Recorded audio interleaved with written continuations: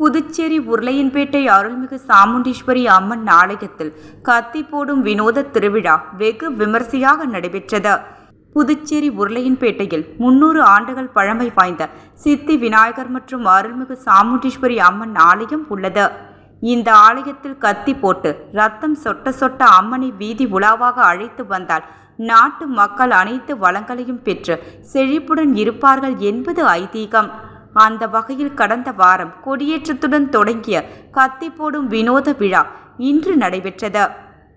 தேவாங்கூர் சமூகத்தினரால் நடத்தப்படும் வினோத கத்தி போடும் திருவிழாவில் புதுச்சேரியின் பல்வேறு பகுதிகளில் இருந்து 100க்கும் மேற்பட்ட பக்தர்கள் கலந்து கொண்டு கத்தி போட்டு ரத்தம் சொட்ட சொட்ட அம்மனை வீதி உலாவாக அழைத்து வந்து நேர்த்திக்கடனை செலுத்தினார்கள். சிறப்பு விருந்தினராக உருளையன்பேட்டை சட்டமன்ற உறுப்பினர் நேரு கலந்து கொண்டு அம்மனை வழிபட்டார்.